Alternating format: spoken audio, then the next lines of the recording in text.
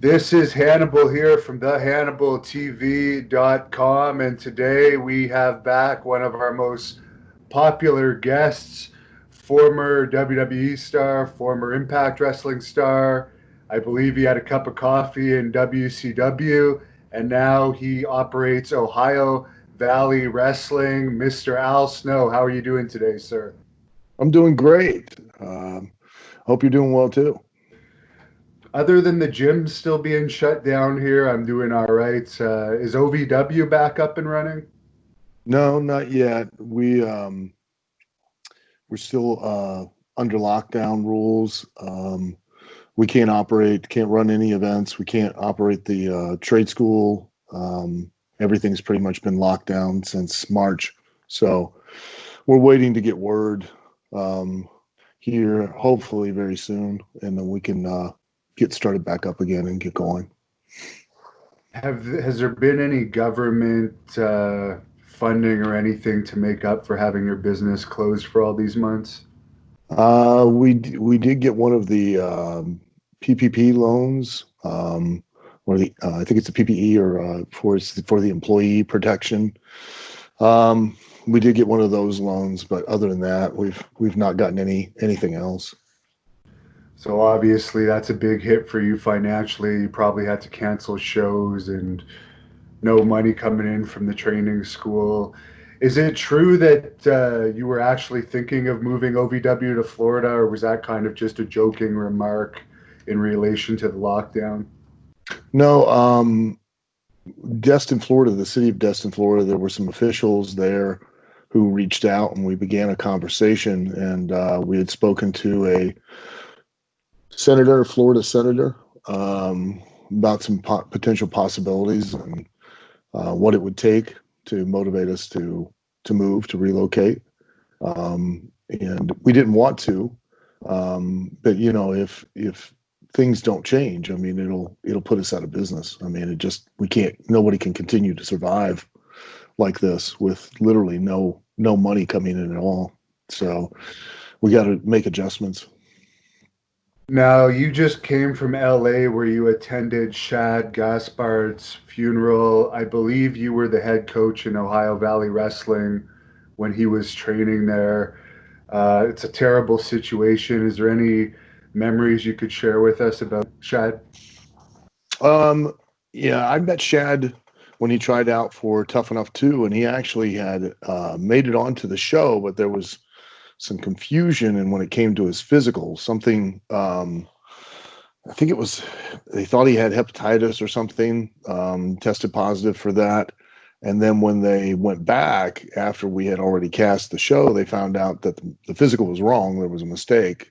And, but at that point, MTV had decided they had already moved too far forward and they couldn't go back and give Shad the opportunity. And then I reconnected with Shad here in OVW years later when WWE sent me down here to run the developmental program. And you know, Shad was an awesome, amazing individual that at times, could be as frustrating as hell and made me want to choke him until he shit his pants. And at other times, you just wanted to hug him and, you know, um, just grab him and squeeze him. And because, that's the case with all of them, though, really. It's just they can be very frustrating to deal with. But at the same time, you care about them and you want to see them do well. And, you know, um, it puts you in a very interesting position because you've got to drive them and push them and have them almost hate you. But at the same time, if you don't, then, you don't care enough about them and don't care if they succeed. And most of the time when people are with me, they usually end up hating me. So Now, for Shad, it seems like he probably could have had another good run left in him. He still looked great, even at the time of his death. Do you think that was a matter of him just not wanting to keep at it, or was there something else at play there? well, I definitely think that, both Shad and JTG could have definitely had another run. I mean, that concept, that idea that once you get released from WWE, that's it. Like you're pushed off a cliff and you're gone is ridiculous. I mean, it's, especially if you use that time correctly, while you're there, on that platform. One, you can always return. You can always go back.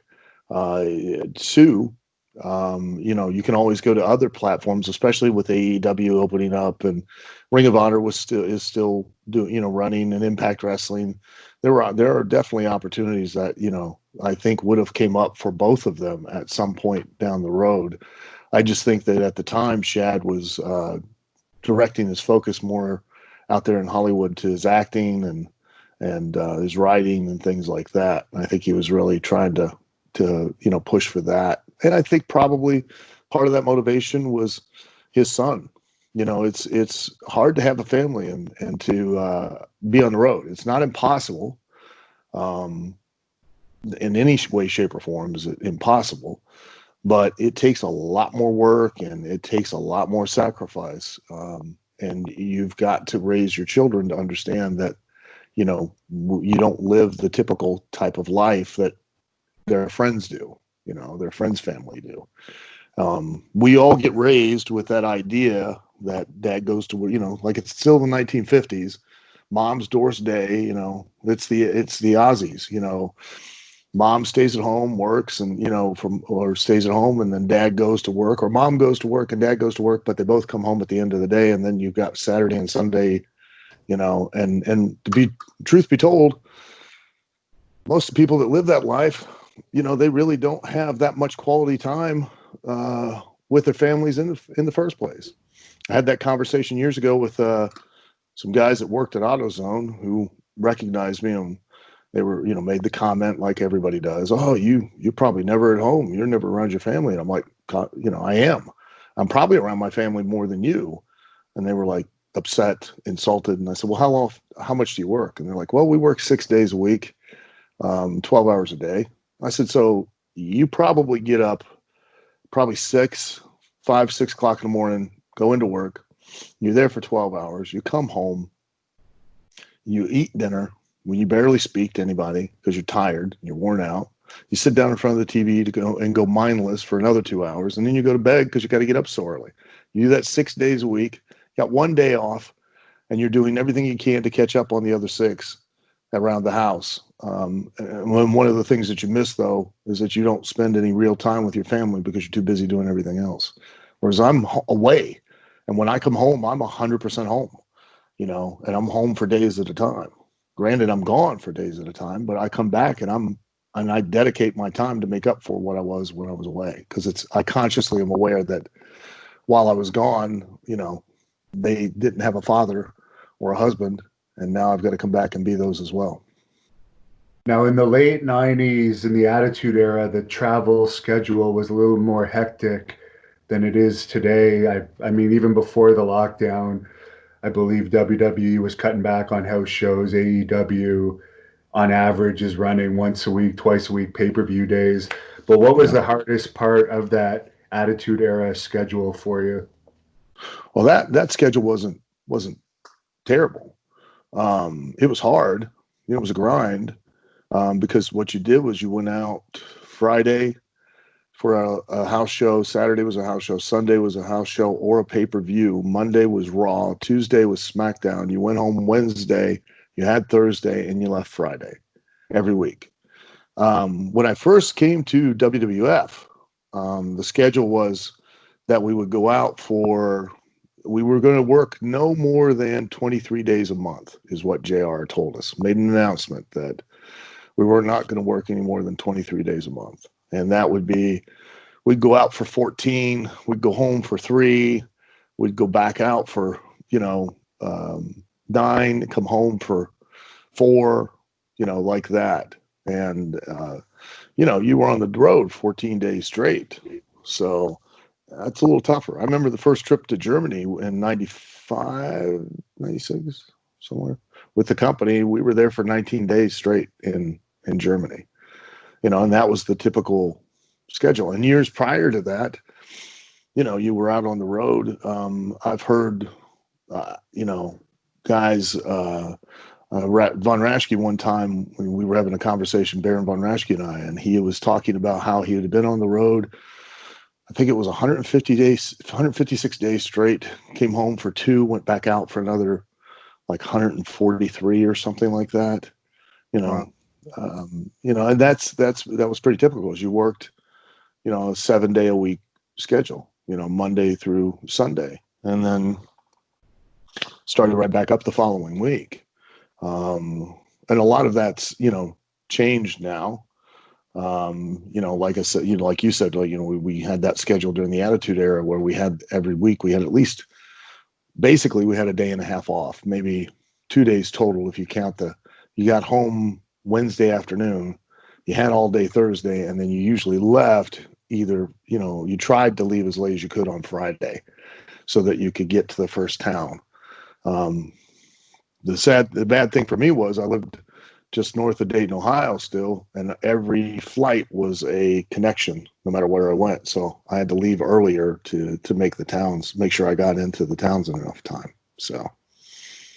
And you mentioned Jim Ross. He was the head of talent relations for a while in WWE, but I know you've had lots of experiences with him over the years.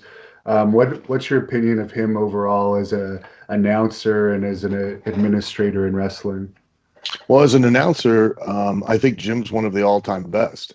An announcer, a commentator's job is to do basically 2 things. One's to tell verbally the story that you're supposed to be telling physically in the ring. And 2 is to sell the whole concept, the whole idea of what we're trying to really sell, which is that you're watching an actual competitive sporting event, an actual combat sports event, where at any moment, at any time, either one of these guys could potentially win. And you have to sell that emotionally. And he does a great job of that. He really does. Gordon Soley was fantastic at really explaining and analyzing the strategies that he'd try to create from what he'd watched within what the wrestlers were doing in the ring. Lance Russell was very competent and very good at being the voice of the fan, great at showing emotionally how he was disgusted with a heel's actions or, happy for a babyface without, being really like he was favoring one or the other. He was great at that. And JR is awesome, just amazing at making you feel like you're really watching, a competitive combat sporting event. And, you just don't get any better when it comes to that, especially emotionally. He really believes. Same with Jerry Lawler. I mean, the older I get, the more of a fan I become of Jerry Lawler and just how truly talented that man is, and it surprises me too that when you hear a lot of guys these days and they're like, who should I watch? Who should I watch? Who should I watch? And nobody mentions him. They mention everybody but him. And I'll tell you what, if there's one person you should watch, it should be Jerry Lawler. He is still out there and he is still able to truly, in the real essence of the word, work an audience and make them feel like they get their money's worth. He's amazing. And he never sits in on pre-production meetings.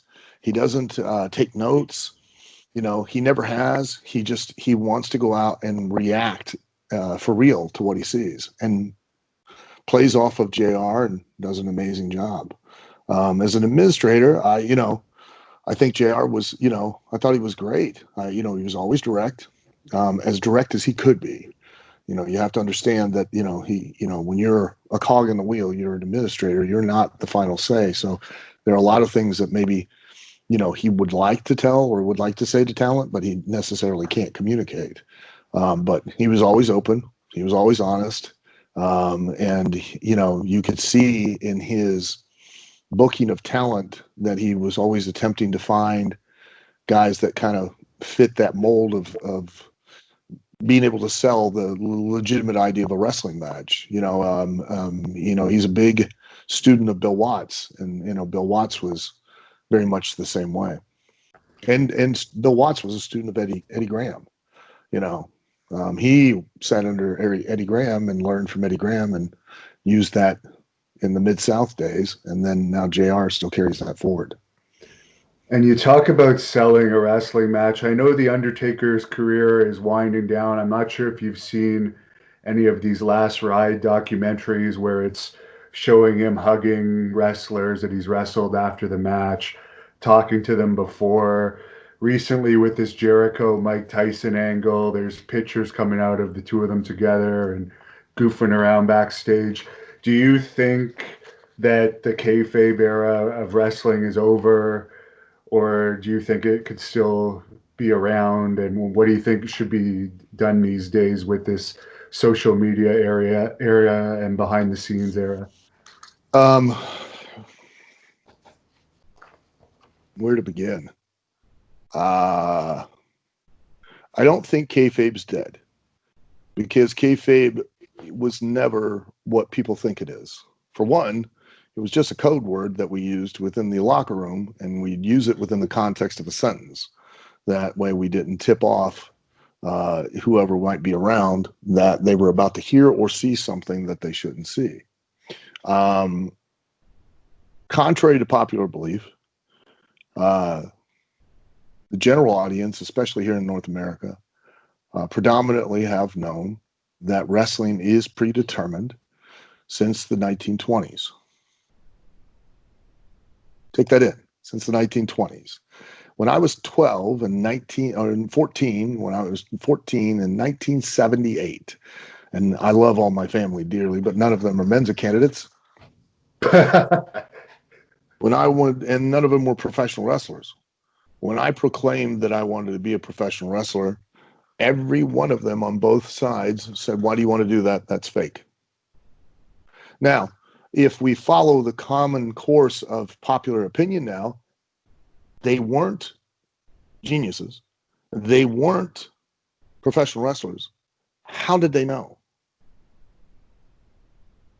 Because everybody has known. Okay? It's the same with magic. Intrinsically, there is only one thing that's fake about wrestling, and that is just that the outcome is predetermined. We're not selling pain. We're selling the intent. We're selling that what we're doing is going to actually lead us to win or keep us from losing. That's what we're selling. And that's what's been lost, because nobody sells that anymore. Okay? We sell who we are and why we do it. Most performers today sell what they do, not who and why. And that's the truth. That's not an opinion. That's exactly what they do. Kayfabe is simply a respect for your audience and a respect for your own business. And what I mean by that is it's no different than if you were to go watch a major motion picture. They do kayfabe. Okay? What they do is they go to great lengths. And please understand, the wrestling business is diametrically completely opposite and different than Hollywood. They're not the two same animals. Okay? They are in some degrees. Case in point, we have to carry on and sell our gimmick, our character, who we are 24 hours a day, 7 days a week, if we really want people to invest emotionally and to the point to where they are motivated to get other people to want to pay to see you. All right. Because they enjoy it so much. And the only way they'll ever enjoy it so much is if they really can believe they can invest in it. And the same goes for Hollywood. Those people live a gimmick, and it's called being a movie star. The Hollywood studios created that gimmick of celebrity or movie star years ago, because no matter how much you loved Tom Cruise in his last movie, there's no guarantee you're still going to pay to see Tom Cruise in his next movie. Because ultimately, at the end of the day, Tom Cruise's job is not to act in a film. It's to motivate you to want to pay to see him. That's why movie stars are held in higher esteem than television stars, because in order for you to watch a movie star do his job, you have to leave the comfort, safety, and security of your house, drive to a theater, pay, and then sit in the theater. Whereas if you watch a television star, it takes all the effort of turning on your TV and switching to that particular show. Dramatically different. Okay? Arnold Schwarzenegger is not a great actor. He's better now, years later, but back in the day in his run, he was terrible. But People paid to see his movies. And that was why he continuously got to do more and more movies. Not because he was a master thespian, but because he could motivate people to leave their house and pay to see him. When you watch a film, no matter how great the film was, if you see something in the movie while you're watching it, something even small, case in point, the last season of Game of Thrones, when the people saw a coffee cup setting in one scene, how much of a shitstorm did it create on the internet? Because it took people completely out of that world, out of that story, and then it ceased to be entertaining. Okay? Same with magic. Magic, the intrinsic thing about magic being fake is that you are buying a ticket for them to be able to convince you that they can alter reality or defy the laws of physics. We all know they can't. But magicians go out of their way to never reveal how they do it, so they can always leave you in some kind of wonder and awe. And in my opinion, because the one job of a professional wrestler is not to wrestle, it is to motivate an audience to leave their homes and to pay to see them. Your job, especially now with the pandemic, the riots, it's going to become mass shootings. It is becoming increase, and the variety of entertainment that a person can access in their own homes, it is becoming exponentially difficult to do that job. Okay. And that really ultimately is your job. Your function in wrestling is to do nothing more than to motivate people to show up. Your value is not what you think you're entitled to, because it's not Walmart. You don't get paid based on time served, period. I don't care how talented you are. I don't care how much experience you have. If I put your name on a form of advertisement and nobody buys a ticket to see you, your value is zero. Period. If you've not done anything to draw additional people into the building, you are not entitled to get paid. Well, I do. I left the house. Well, guess what? Don't bother. Stay at home. I have a price. Well, you're never gonna get it. That's your value. And the more you sell a product, which is yourself and who you are and why you do it, and the more successful you are at selling that, the more invested an audience becomes. And the more invested an audience becomes, the more disappointed they are when you give them glimpses of the fact that it's not who you really are, that they bought into, that they wanted to watch the show. They really wanted to buy into and believe that you and the other guy had this heated rivalry, regardless of what it was about. Because let's remember, all the stuff backstage, which has always happened for years, for decades, it's always happened. Now we have writers, we've always had angles and storylines with wrestling, but it was to add a personal gravity and consequence to the outcome, to make you emotionally invested in wanting more to see one person win and the other person lose. That was all it was for. But if we now, in the middle of that telling of the story, we put up pictures of the two of us hugging and hanging out, and it was just we just put one over on you. We've now just literally made an audience feel like, well, I just bought what you sold me. And now I'm finding out it's not. So now I have buyer's remorse. I always use this analogy. I create a toaster. Why? Because everybody loves toast. Toast is amazing. It's the greatest food in the world. So I'm going to make a toaster. It's going to be all chrome. It's going to be 16 slices. It's going to have a bagel gimmick in the center. It's going to have 24 settings. You see a commercial, i.e. a wrestling show or a wrestling match for this toaster. And you're like, oh, that's an amazing toaster. I've got to go buy it. You drive down to your local Walmart or Tesco or whatever you want to call it, Costco, and you see on the shelf a box, and it has a picture of all chrome, 16 slice, bagel gimmick in the center, 24 setting toaster. You're sold. You're going to buy it. Take it off the shelf, take it to the counter, pay for it, take it home, open the box. It's all black. It has 4 slices, no bagel gimmick, and it has 12 settings. Are you happy? No. No. Are you going to buy another toaster from me? No. No. Well, but hey, I've sold you who I am, and I've sold you why I'm doing it, and you've bought into it, and you care about it, and now, hey, fuck you, I'm here. We had a great match. It was fun. We had a good time. It was all a joke. You gonna buy it again? You're more likely to follow it now? You're more interested in telling your friends and family you got to see this? Here's how valuable it is. Still to this day, I have people from all walks of life walk up to me in airports and ask me, hey, does Steve Austin really hate Vince McMahon? Hey, is Vince McMahon as much of an asshole as he is on TV?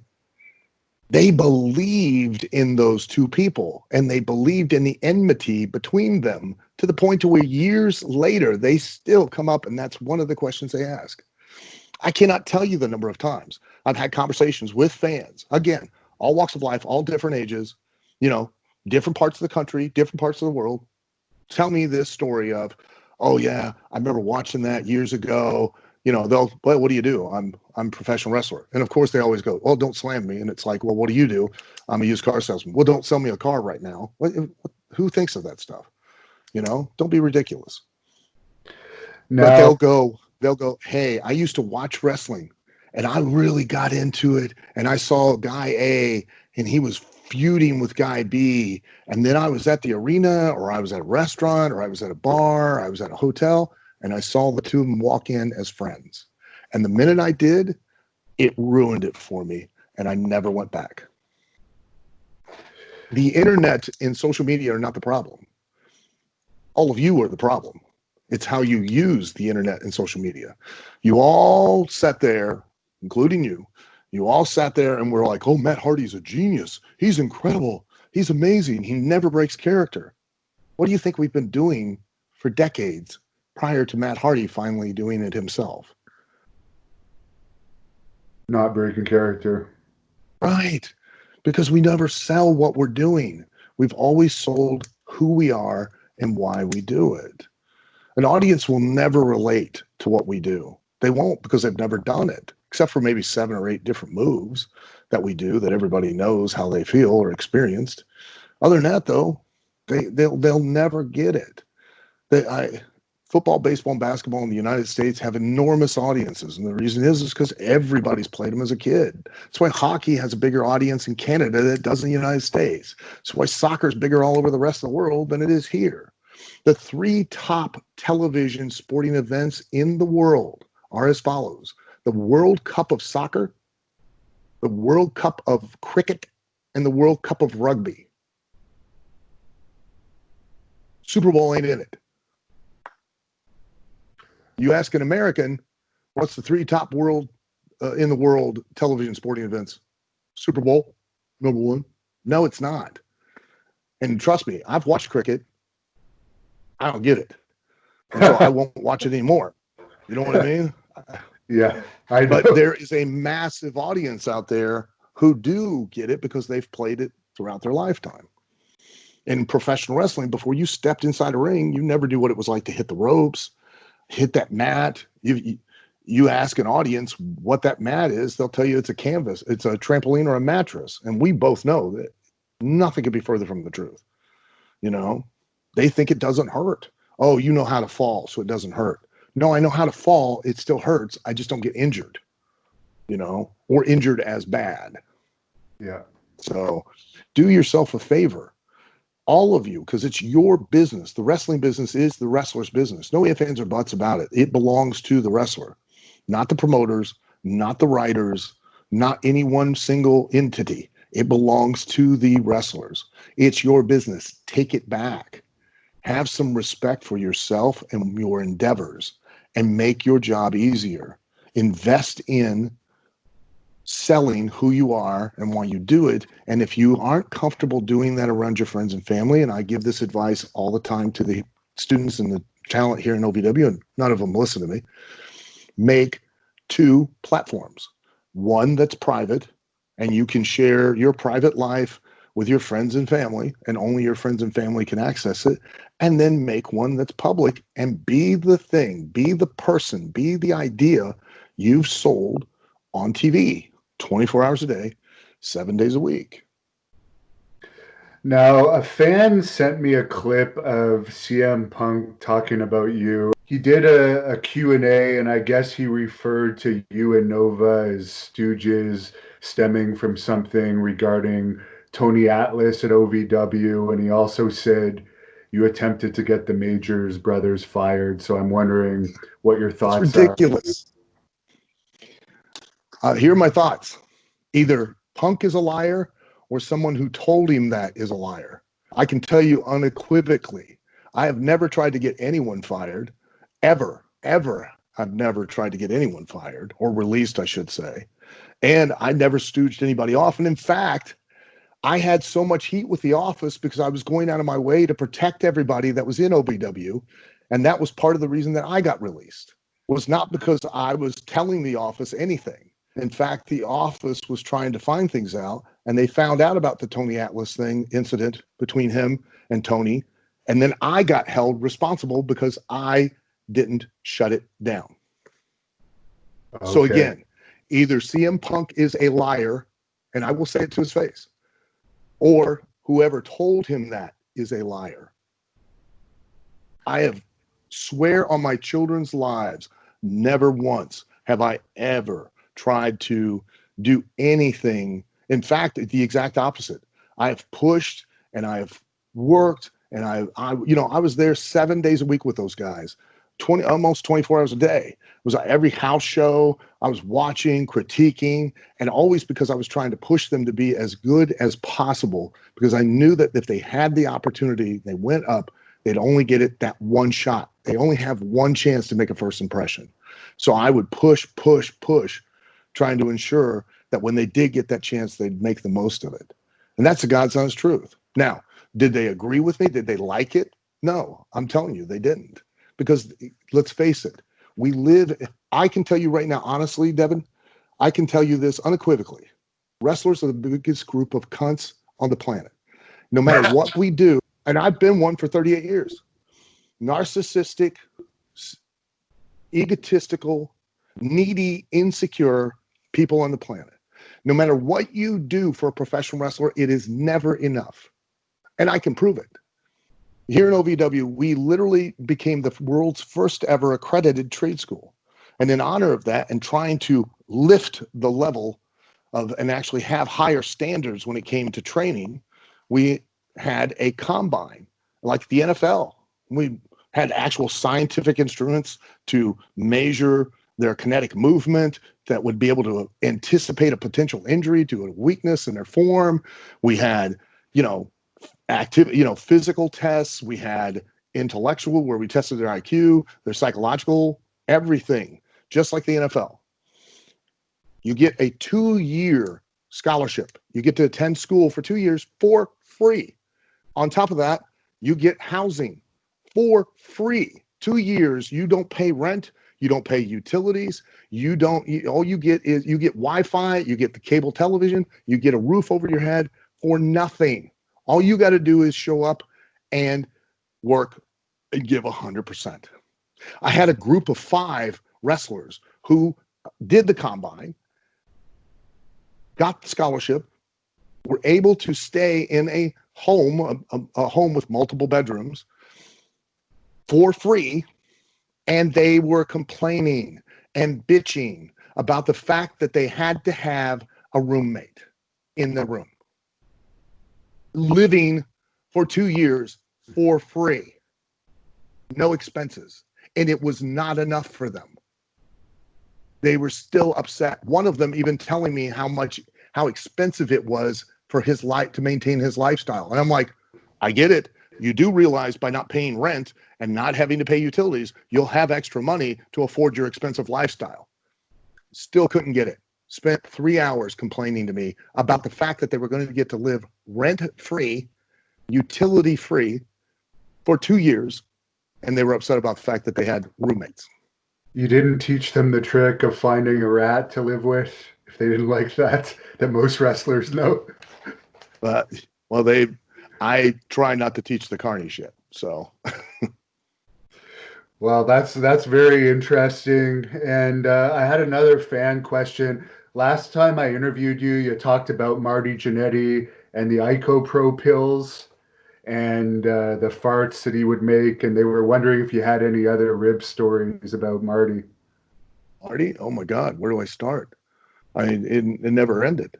If you left him sit and he got bored, his brain would start to work and he'd just start doing shit. And being in a room with him was like being in Indiana Jones in the Temple of Doom. It was just, one time he was taking a shower and he took a long time. And the reason why was because he had unscrewed the shower head and stuffed KY jelly in the shower head. So when I went in and take a shower, all the KY jelly squirted out on me. It just, you never knew what he was going to do. The shower curtain, he spent time, he took all the hooks to where and loosened them up to where I went to push the shower curtain back. It fell. I had to rehook the whole thing up. It never ended. When we drove by in Montreal, we saw a skunk in a median one night, and he wanted to stop the car, and we jumped out. We were trying to capture the skunk because he was wanting to release it in the locker room. Davey and Owen one time ribbed him and put a padlock on one of his singlets, the one that he liked to wear, the black one. He didn't like to wear this other one that we had. He had to wear it all the time on the road. And keep in mind, this is when we go out for 14, 15 days at a time. So he could not get that lock off for weeks. He tried everything while he was home, off the road, when he come back out. He tried everything to get that lock off. And we're up in New Albany, and we're running upstate New York, and we're running Maine. And last night on the tour was Bangor, Maine. And whenever we'd stay in a town for a few days, which we'd try to get the same hotel and stay there for 4 or 5 days in a row, so we didn't have to keep packing up and unpacking and packing. And when we we'd go to the grocery store and we'd buy food so we could help save money.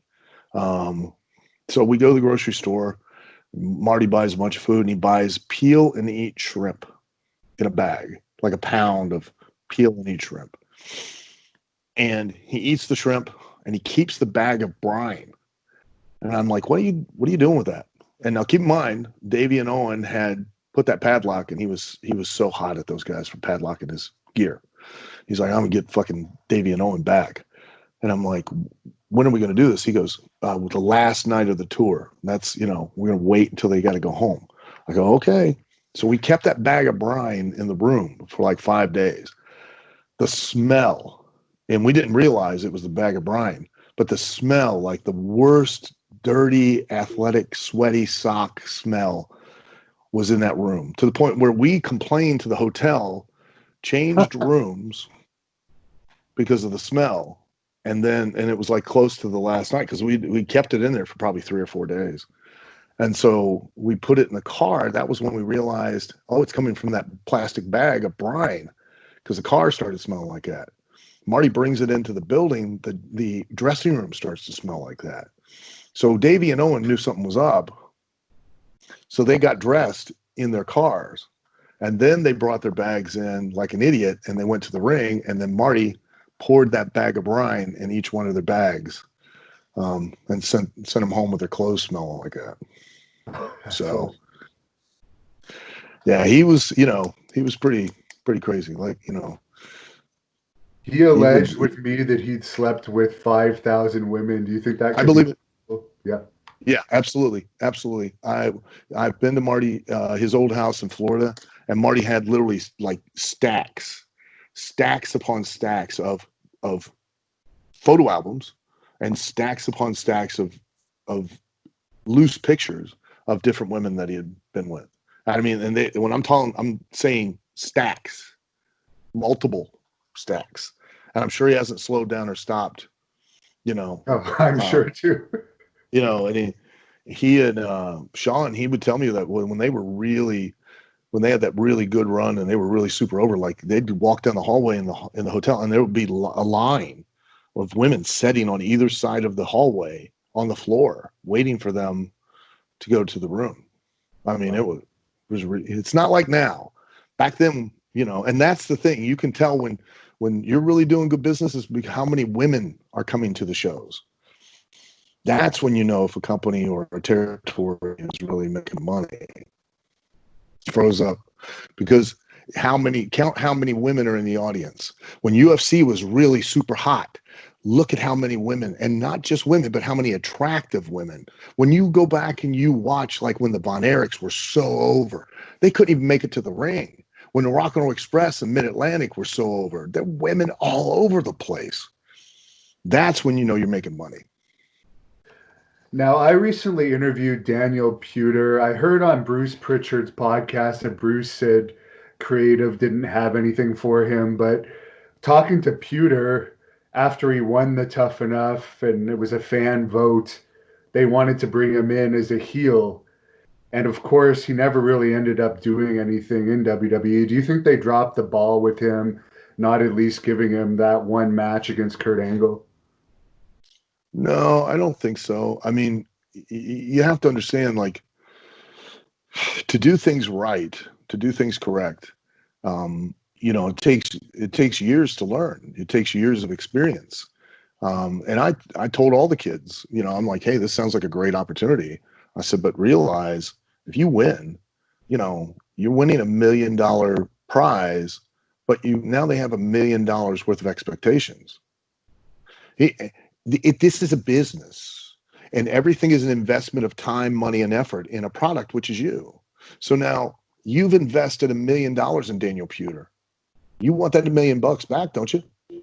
Not to mention a return on that investment, but Daniel's too green to be able to ever give that to you, and you're going to sell a match, because here's where it goes bad. You're going to sell this match with him and Kurt Angle, and Kurt's amazing. Kurt's so incredibly talented that he could have possibly been able to carry Daniel. But what if he couldn't?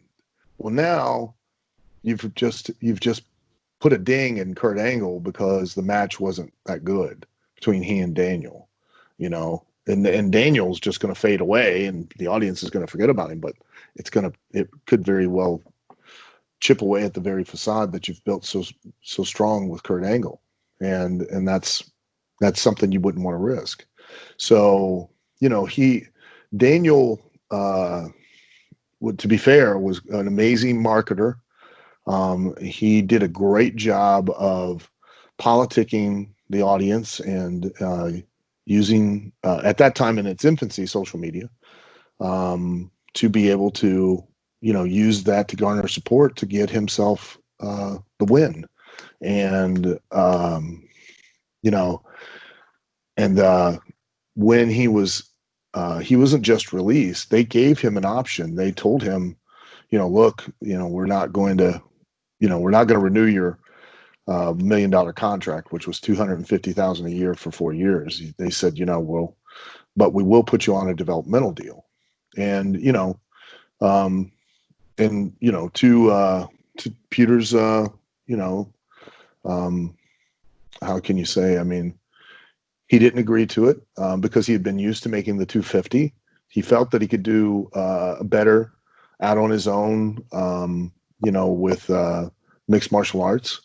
And he chose to do that instead of just taking the developmental deal and staying with WWE. And, he's, still doing his own thing, and he's very successful. I don't know quite what he's up to now, but I know he does real well, and he's a very, very smart, motivated individual. He seems to be doing just fine. So, I'm proud of what he did and, how he accomplished it. I did feel that because if it had been left, all the other Tough Enoughs prior to that were my choice, my decision as to who won. And, I would have picked Miz on that one to be the winner. But it was left Vince very much because American Idol was very popular at that time. Liked that format, insisted on it being done that way. And Pewter did he did an awesome job of marketing himself and was able to get that win. And there was a fan, he calls himself Crown King of France. He wanted to know what the reaction was like backstage when you guys started to find out that Triple H was dating Stephanie McMahon. Oh, that was a big ballyhoo. It was all the big scuttlebutt, because wrestlers love to gossip, especially about each other. Yeah, it was a big deal because, you know, wrestlers love to gossip, and they especially love to gossip about each other. And that was a big juicy gimmick because, you know, as far as we were concerned, she was no man's land. She was hands off. Like, you know, you don't go with the boss's daughter, you know. There, you know, shit, back in the day, the territory, Dick the Bruiser, Dick Atlas's territory, there was a guy by the name of Spike Huber, you know, wasn't big, wasn't a tall guy, but he was built. And Dick was, you know, really pushing that guy. He was, you know, he was a hell of a hand. He was good. He was a good hand. And Spike was married to Dick's daughter, and then Dick's daughter caught him with a rat with one of the girls that came to the arena, and that then pretty much ended Spike Huber's career. He was gone, like disappeared, ghosted from the scene of professional wrestling. You know, when he was being groomed, you know, especially in Dick's territory, but, you know, Dick's influence got him booked in other territories, and he was taken care of because he was Dick's boy. And then once the divorce happened, he just disappeared. That was it. So we were all like, oh, you know, you're dancing with the devil to a degree. But, you know, they've endured, and they seem to have an amazing relationship. And, you know, you've got to respect and admire the two of them. I mean, they really seem to have a great life in all aspects. Now, you worked with Steve Blackman. I was wondering how you liked working with him, and do you think if he hadn't quit the Brawl for All, he pretty much took himself out of it, that he had the potential to win it because his first match was a pretty impressive showing? First off, that Brawl for All was a terrible idea. So bad that, like, when we were in State College, Pennsylvania one night, the fans started chanting, "We want fake." Legitimately, the entire Really? building started chanting, "We want fake." It was ridiculous.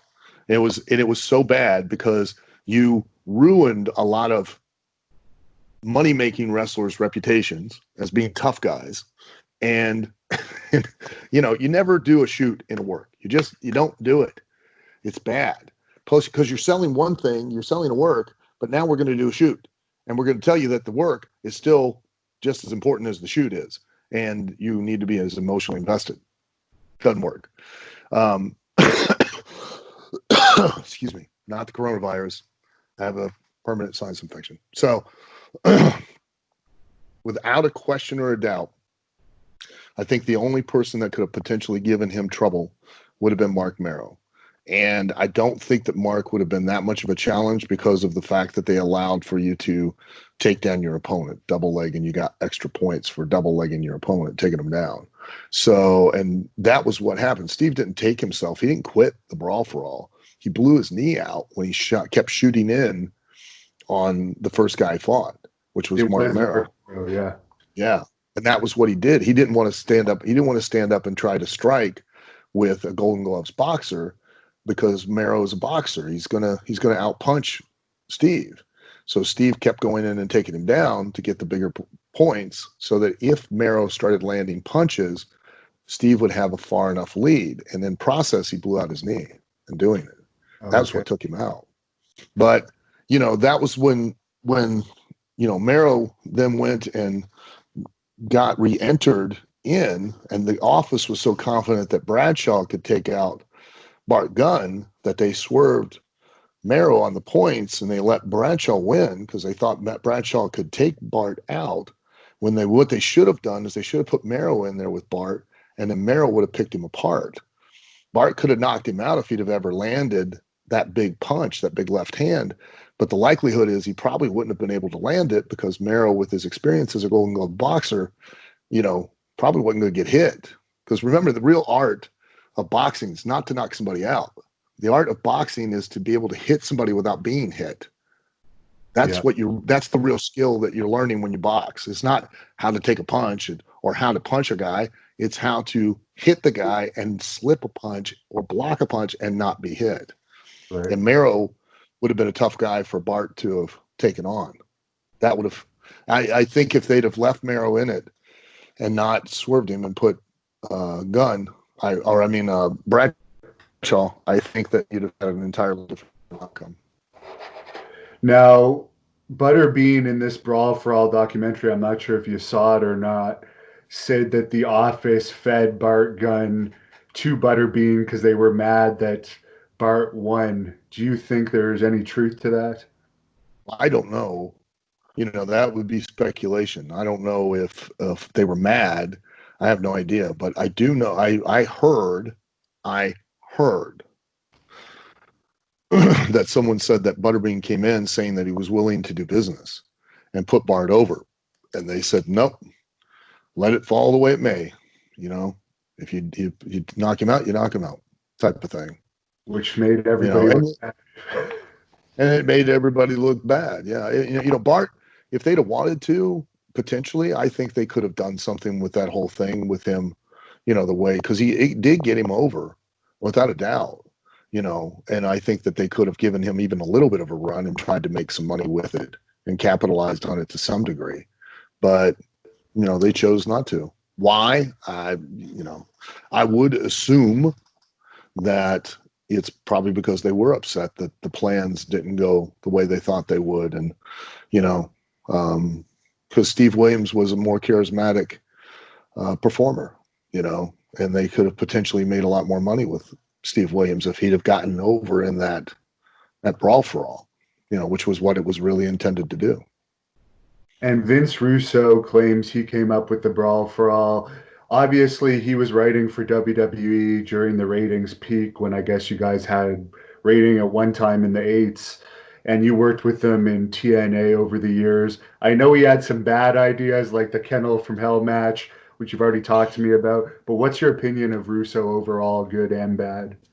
Well, I think Russo was definitely very much a part of the success of WWE at that time. Um, Vince McMahon's formula was that he focused on only 4 or 5 guys, and then the whole show, the whole 2-hour show, was pretty much just those 4 or 5 guys. Where if you switched over to WCW, what was really besides the timing, you know, and the belief, because the key thing that made WCW successful was at that time, people really genuinely believed that WWF was invading WCW when Kevin Nash and Scott Hall first showed up there. That was what lit that whole fuse, was that belief that, oh my God, you know, these guys work for WWF. What are they doing here? And they're just invading. You know, because you didn't have the internet with people stooging it off. So the audience really bought into it. And that was what got the ball rolling. But then, you know, with Bischoff going out and acquiring like the Lucha guys and Benoit and Malenko, and you know, so you had a variety on the show that when you tuned in, you got to see a lot of different feel and style and different personalities, and it was fresh and it was different. Where in WWF it was very stale at that time. You had the same 5 or 6 guys that were the main focus of the show, and everybody else meant nothing. And Vince Russo was very instrumental in creating ideas that made everyone on the show from start to finish mean something. Everyone was a star to some degree. And my contention's always been that if you spend as much money as you do to go watch a wrestling show, there's going to be that one main guy that you really wanted to see, but the rest of that show, everybody that comes through that curtain better mean and entertain you to some degree. If not, it's a waste of time. The days of people spending enormous amounts of money to really just see one person or one match, you know, even in boxing and UFC, that, you know, I've heard lots of people say on a boxing or UFC card, oh, they've got so and so against so and so on the main event, but this undercard's the shits. You know, I'm not going to sit through it. You know, they won't go. If it's a live event, they won't go. And if it's a pay-per-view or something, they'll just buy, you know, that last match. They won't sit through the undercard, you know, and that's bad business because 9 times out of 10 they won't buy the pay-per-view at all, because if they're not going to buy it from the start, they're not going to wait. They'll probably forget or just not care, you know. Well, I'll just watch it on YouTube or something like that. Whereas if you have a great undercard, along with a great main event, then people are invested and they want to watch the whole thing get to the end. And that helps them motivate their friends and family, saying, hey, you got to come over. We'll make a night of it, be a party. You can watch this, or hey, let's go out. Let's go to, they're having this at the arena tonight. And Russo was really good at doing that, of creating storylines that weren't just solely focused around 4 or 5 guys, but were focused around the entire roster to some degree. And everybody had a unique space and a unique place. And he was very creative in his utilization of the talent. And the same goes for TNA. He took that process a lot there. But Vince McMahon and Vince Russo worked very well because they balanced each other out. Vince McMahon was very detached and has obviously had lost a little bit of touch of popular society, where Vince Russo was very tuned in to popular pop culture and modern society and all that. And he would infuse that into Vince McMahon, but Vince McMahon always knew what he was selling, which was at the end of the day, it was the finish. It was the fact that it was a competitive situation. I've had, I'm not speaking out of turn. Vince Russo and I have had these conversations before where I'll make the statement that the only thing that's fake about professional wrestling is just the outcome. And he does not understand it. He does not grasp that concept. The idea that the only thing we're really selling is just that who wins and who loses. He thinks that it's all fake because you made it all up. And that's not the case, because the only thing that you're making up is why you're doing it. I screwed this guy's girlfriend. Well, now the audience hates me that much more and wants to see this guy not just beat my ass, but beat me, win, so he can get justice, so he can prove that he's the better man. He can get the one that finally at the end. Do you understand? And without that concept, without selling properly that understanding, you don't have anything. And Vince Russo we've had this conversation numerous times. He can't understand that. And he thinks like stipulation matches, cage matches, barbed wire match, Texas death match, whatever you want to call them, he doesn't understand that stipulations are enacted to level the playing field. Case in point, if babyface wrestler is wrestling a heel wrestler, and you as the audience, you can clearly see throughout the match, babyface wrestler is better. He's going to win. And just as it looks like he's about to win, the heel wrestler intentionally, purposely throws him over the top rope and gets disqualified. Now, the audience is upset because they know babyface wrestler could have and would have and should have won. Well, what do? Well, now we come back with a no disqualification match. The one tool that the heel wrestler had in his box to prevent him losing face was getting disqualified. He saved himself. He didn't want to do it. That's why it waited so long throughout the match. And when he was truly in dire situations, he did it. Because let's keep in mind, the wrestlers are prize fighters. If they don't win, they don't get paid. Okay? And that's why I try to communicate to the wrestlers themselves. If this were real, not a shoot, but if it were real, okay, the psychology behind what you're doing, the why you're doing it, is that if you don't win tonight, you can't pay rent.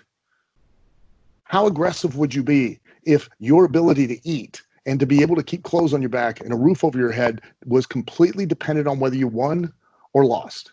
How aggressive would you be? Very aggressive. You'd be correct. And the whole idea behind wrestling, there's only 2 predominant ways to win: or pinfall and submission, and 99.9% of the time, those take place on the mat, not standing up. So why would you ever, unless you did something or the guy did something to you, and you showed me via your performance to the audience to make me understand, why would you ever knock somebody down and then bend over and pick them back up so you could do another bigger move? It makes no sense. That'd be like watching UFC, and there are 2 predominant ways to win, which are knockout and submission, and the guy knocks one guy down, but instead of ground and pounding him or grabbing a submission, he bends over, picks him back up so he can do another move. It's retarded. It makes no sense. And everybody today does it. Yeah. So Russo doesn't understand the concept. And he doesn't understand the stipulations that it is to balance or increase the odds of the fact that the babyface wrestler is going to get a fair chance to win and defeat the heel wrestler.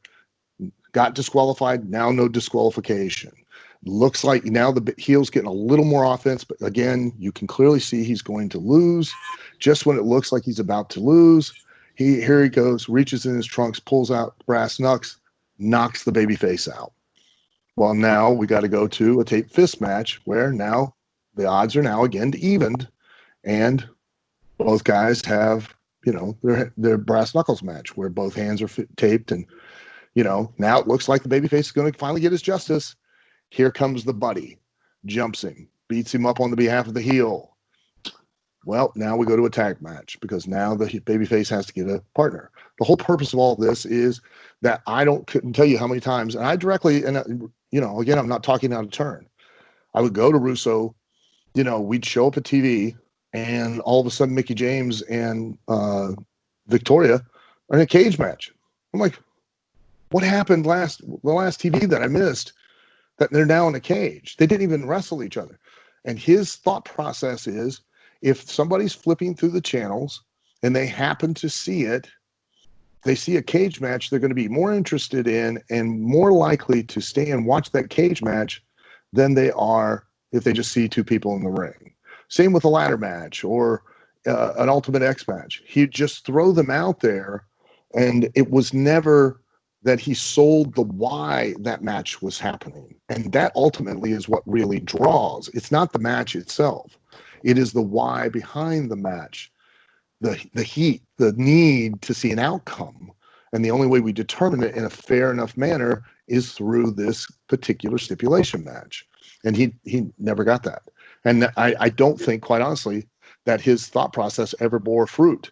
I don't think that at any point in time did it ever generate a massive spike in ratings and then maintain them going forward. Somebody's just flipping through the channels and they happen to see a cage match. Oh my God, this is cool. But there's no why behind it, so it never retained anybody that he may have got. And Bruce Pritchard's the head writer of SmackDown now. I know you've worked with him over the years. Any thoughts on him? Bruce has a ton of experience. And listen to me. I want everybody to understand this, okay? You can speculate whatever you want. You can say whatever you want. You're entitled to your opinion. But we've had that conversation about what opinion is, which is the lowest form of human knowledge. Bruce has been in this business since Paul Bosch. And the one thing I think everyone can agree on, Vince McMahon is not a stupid man. Because if he were a stupid man, he wouldn't be a billionaire.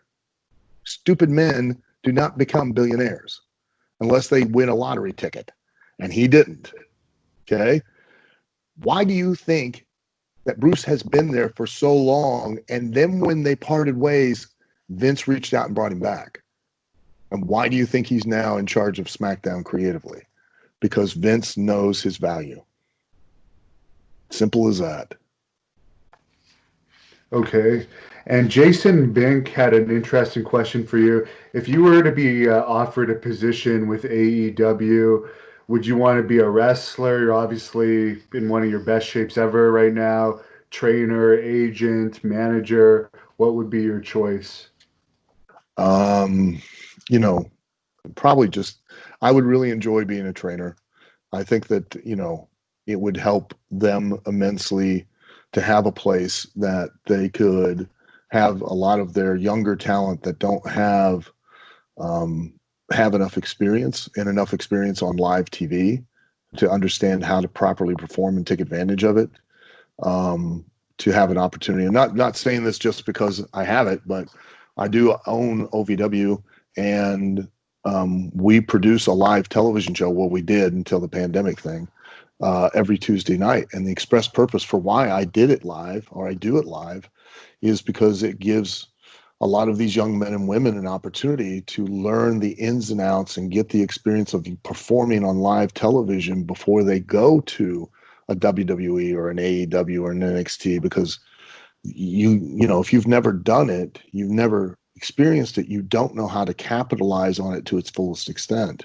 And and then you get an opportunity, you're literally thrown in the deep end of the pool, and it's sink or swim. And a lot of times, due to your lack of experience, you sink, you drown, you lose that chance, that great opportunity to make a career.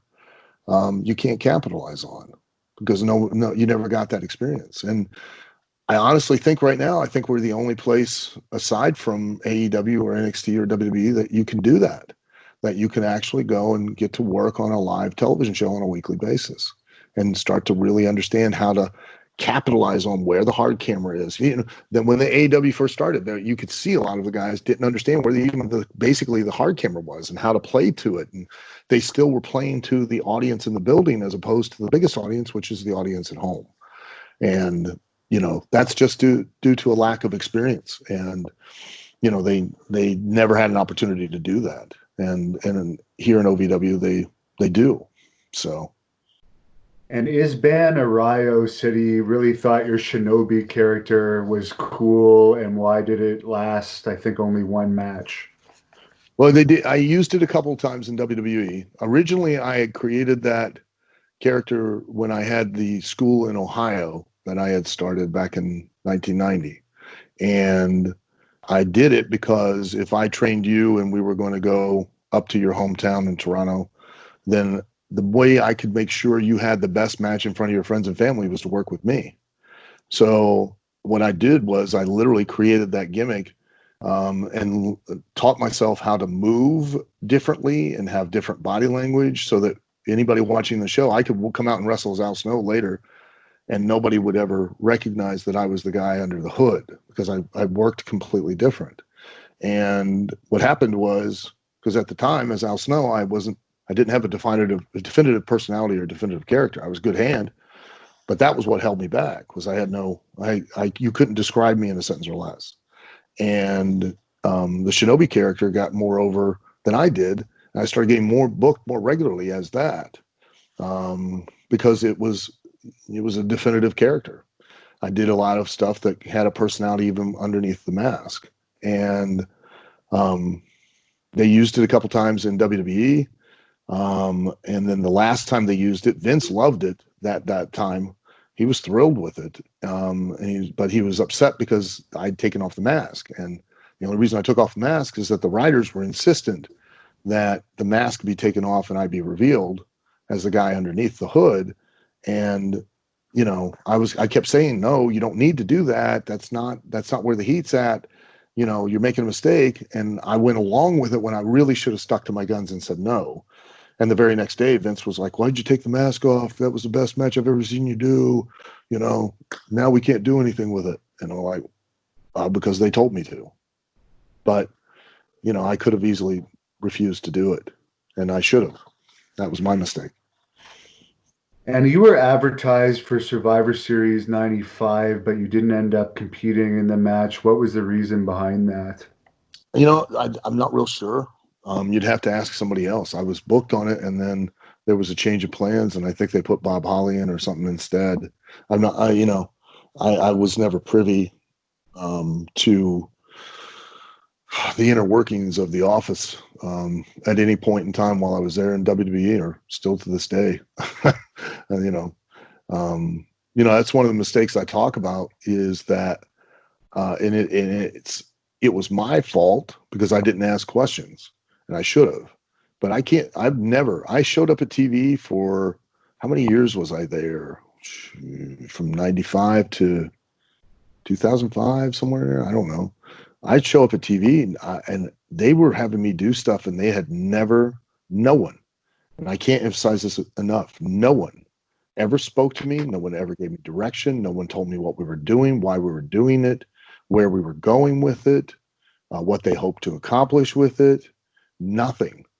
Hey, we need you to wrestle this match. Hey, we need you to do this vignette. Hey, you need to do this. You need to do that. And I just would go out and do it. But sometimes I think I missed the mark or what their vision was because they never communicated to me what it was. And I mistakenly never asked. I never took the time to say, hey, what are we doing? Why are we doing this? What do you want me to do? Why do you want me to do this? Where do you want it to go? I never did. And I really should have, and that was my fault. And Alexander Ramos saw your first shoot interview with me where you told the story of Ole and Gene Anderson, the experience you had with them kind of roughing you up in the training. He wanted to know if you think it was okay what they did to you, considering the way wrestling was at the time. And he also wanted to know what your opinion is of the stretching that Eddie Graham used to do to potential wrestlers with Bob Roop and some of the other guys stretching wrestlers. Um,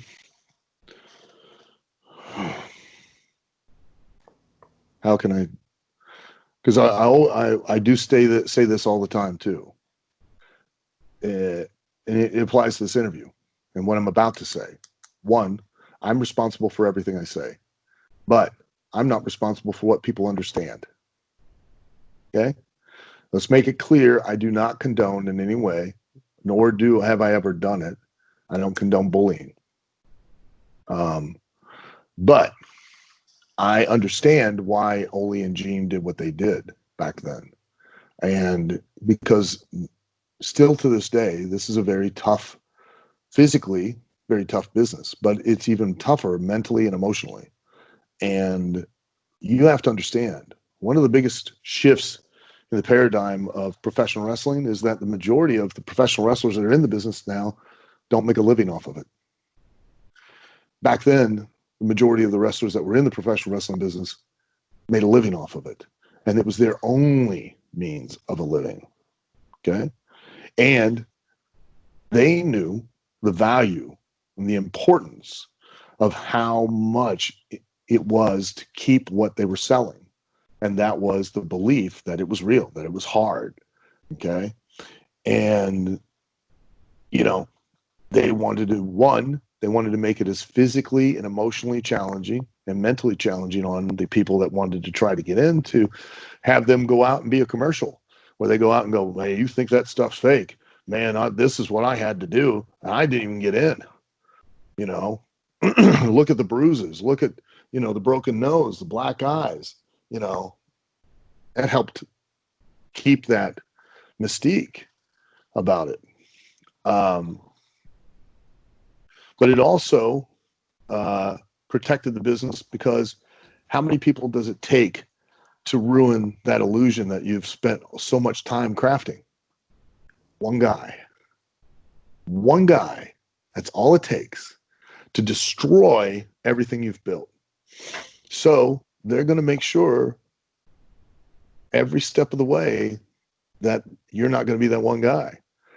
Protecting the business was never kayfabe. That wasn't protecting the business. Protecting the business was not letting just anyone get in it. That was what was protecting the business. And if your livelihood, your sole means of making a living, and especially an amazingly good living, even back then, and if you don't believe me, listen to Cornette's podcast, and he'll give you the numbers. Where this also big popular misconception that wrestlers only made money now is insane. Nothing could be further from the truth. Nothing. The top ones make more money now, but overall there was more wrestlers making a living back then, right? A really, really, really good living. Like healthy living. Like you can do what you want living. So, that's the case. And if you had that situation, what would you do to ensure that it stayed the same way? And again, I'm not condoning bullying. I experienced it. And I legitimately mean this. Like, there are a lot of people that are in the wrestling business right now that would never have made it 38 years ago. That's the truth, Right. because you had to go through so much to get in. Then you had to do so much to earn your spot in the locker room, not your spot on the card, your spot in the locker room. And not just bent physically, mentally, emotionally. They would twist you up every day, push you. And if you, God forbid, if you ever sold, because that was like putting blood in the water, and they were like sharks. You had no allies. They would just swarm on you and they would eat you alive. That's the truth.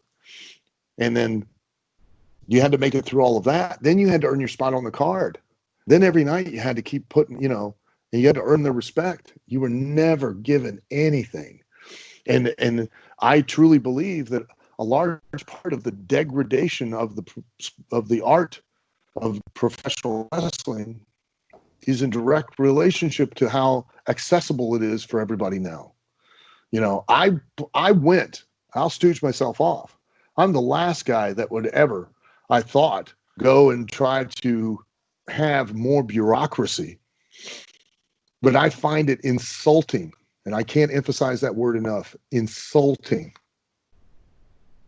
that my wife, who's a professional licensed massage therapist, any state in the Union, United States, she has to attend a state accredited school. She has to be taught by a state accredited teacher. She has to spend a certain number of state required hours of training. She then has to pursue a certain amount of state required residency hours before she can even take a test, some monumental test that she then gets a license to be allowed to follow her career as a licensed massage therapist. Same goes for a beautician. Same goes for a barber, mortician, any licensed career. As a professional wrestler in the United States, in any state in the union that is controlled by a commission, you get a physical that varies from state to state, and you pay your money and you get a license. We're done. It's absurd. The number of people that I have been sitting in a locker room and at 56 years old, I am in 10 times better shape. And not aesthetically, that's aside from the point, but aesthetically even, I'm in better shape. Oh, yeah. But I am physically in better condition than people that are half my age.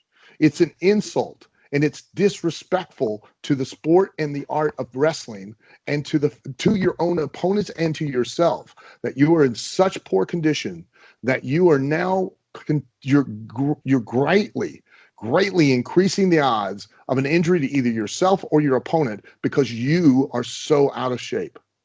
Not to mention that audience literally spent their hard-earned money and invested their time to come watch you so they could believe that you make your living in a physical combat situation, and you don't look like you could even beat up one of their kids.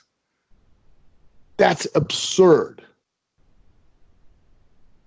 Yeah. I went to the commission in Kentucky. I went and had a phone conversation with the one in Maryland after a young man in Oklahoma that year, poorly trained, against somebody else that was poorly trained, did a spine buster, hit the back of his head with such force that he was in a coma for 4 days and then died.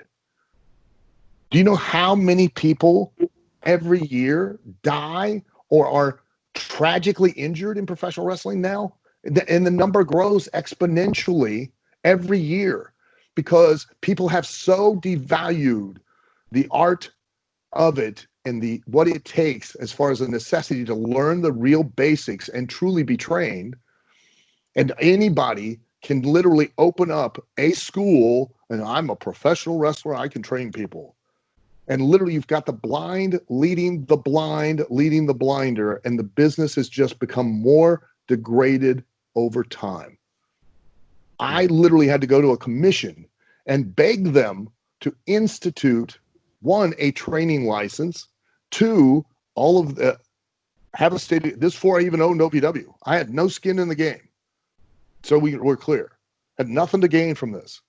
Institute an actual licensed and accredited trade school, real accredited teachers, and have them required to complete a certain number of hours and residency, and then continuing education, no different than any other licensed vocation. They turned me down, said they couldn't do it, made an excuse about liability, which is absurd, because by not doing it, they've actually increased their liability, as far as I'm concerned. Turned me down because they knew that it would winnow out all of the people who didn't deserve a license, which is a dramatic amount of people all across the United States and Canada. Mexico at least has the pride that they still require these people to pass a test in Arena Mexico before they get the use the term that they're a professional wrestler. Have some goddamn pride about it. Jesus, quit being such whores that you have to let anyone train everyone and literally have them go in, teach them a couple bumps, hit the ropes, here are a few spots. Hey, we got a show next week. How about you get in? People are, every time you go in the ring, you are in risk of a life-altering or life-ending injury. That's a fact, okay? And that risk goes up exponentially based upon your skill level and training and your basics and your fundamentals, period, and your physical conditioning. And if you don't want to do that, if you don't want to commit yourself, you don't have the passion to really, truly be a real professional, don't do it on any level. I get it. Like, you know, I'm not bagging on you if you're only working on the weekends or you're what we call a 40 or a 60 miler, meaning you don't travel no further from your house but 40 or 60 miles and you make a shot once a month, once every other month, once every 2 months, or whatever. That's fine. I'm not bagging on you. I get it. Okay? It's not easy, but you don't be anything less than an absolute professional. You look as believable and realistic as possible and be in his best condition. And if you don't look like aesthetically like you know, an Adonis, back in the day, there were lots of guys that didn't look like an Adonis. But I knew when I got in the ring with them, I could always trust them because I knew they were in perfect physical condition. Dick Murdoch, you couldn't blow that guy up. You know, Adrian Adonis, you couldn't blow him up. Ricky Morton, who's still at his age in his 60s, you couldn't blow that guy up. They have the pride and respect to be able to stay in a certain level of conditioning to where they're safe. And you're half or even a quarter of their age, and you're a slob sitting over there in the corner, and I'm a professional wrestler. No, you're not. And unfortunately, in wrestling, shit rolls uphill too. And it now affects how I and everyone else make our living, and it makes it that much more difficult for us. Because other people have bought a ticket and were severely disappointed when they saw you. And now they assume that because they don't recognize it and it's not WWE, it's going to be more of the same, a shit show with you coming out there looking like a slob in either poor gear and you're poorly trained and you have no athletic ability or conditioning whatsoever. You just happen to see a cool spot on Raw or New Japan, and you now want to do it at 10 minutes in the match that you're gassed to the gills and you're about going to drop the guy on his head. You're an insult. And there are more of those insults every day. And that was why I condone what the Andersons did to me. That's why I condone what Eddie Graham did, because stretching you was not punishing you. How do you know how to sell an armbar if you've never had one on?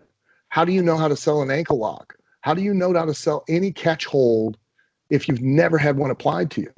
You don't. So that was why they did those things. And it was to test you, to see if they could crack you and send you home. And if they sent you home, you weren't worth the time and effort to invest in the first place. True. And Insaniac wanted to know, I know you have a lot of fake accounts out there, but he wanted to know if you've ever had an obsessed fan.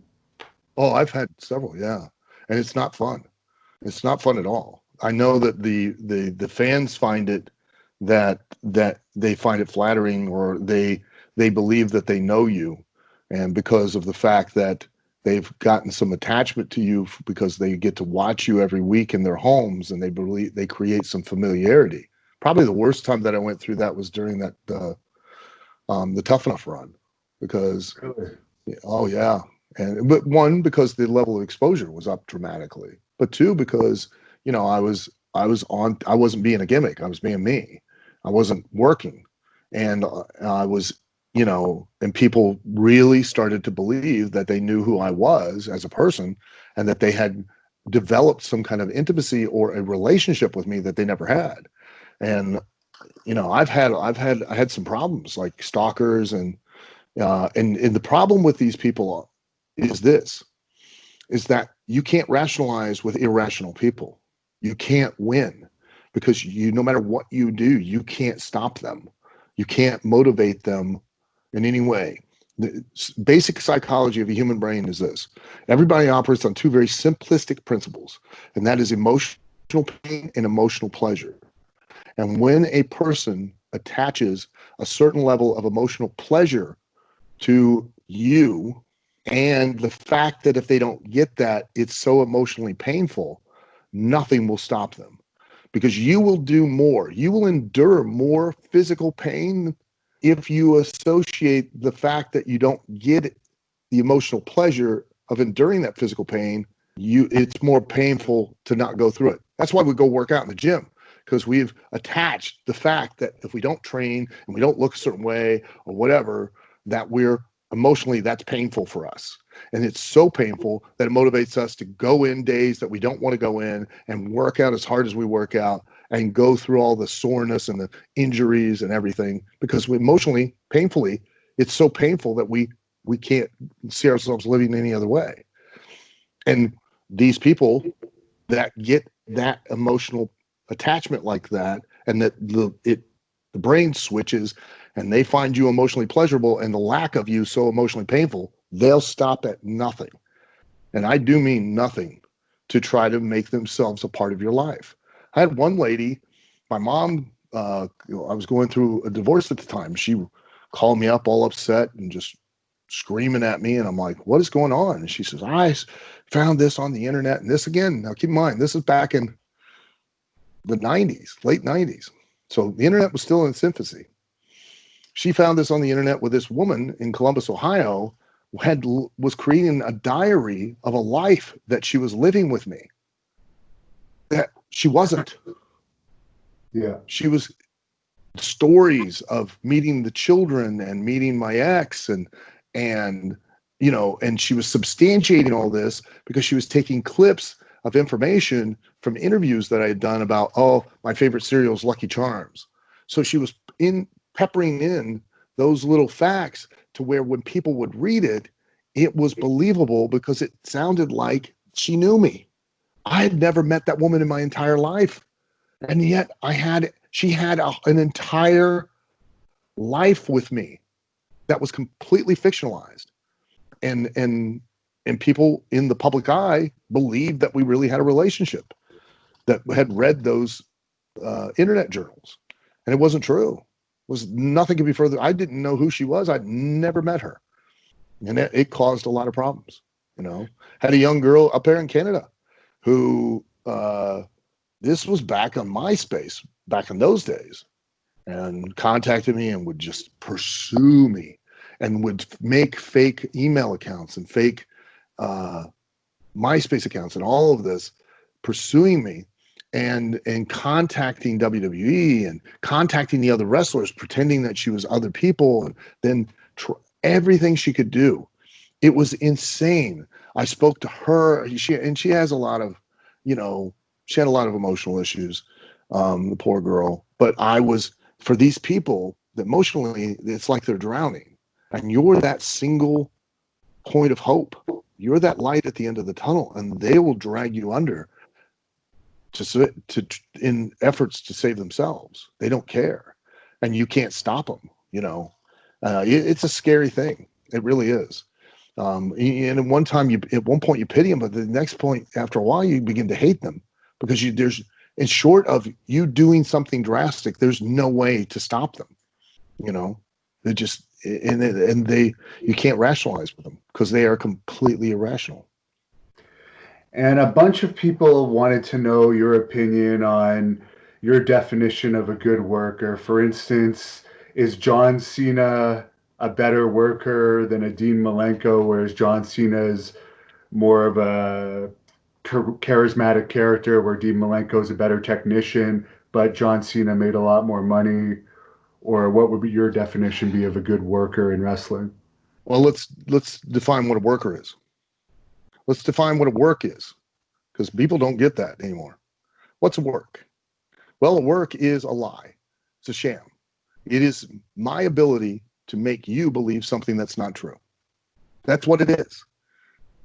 No ifs, ands, or buts. A work is to make you buy what's a lie.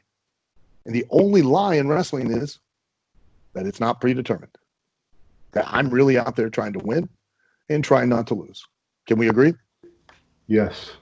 A worker is a guy who is very adept at being able to make or convince a large amount of people in a lie, right?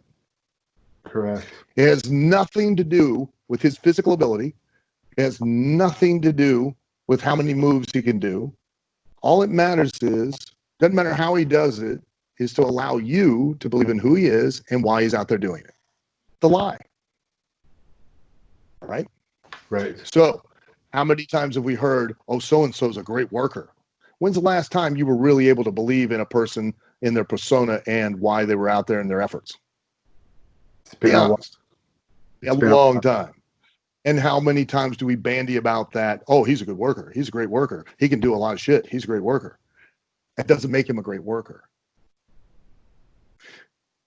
If you can successfully get people to invest in who you are and why you're doing it, then obviously you're going to make plenty of money. Now, technically, Dean Malenko mechanically far surpasses John Cena. But, and that's no knock against Dean Malenko. He's incredible. Okay? Describe Dean Malenko to me in a sentence or less.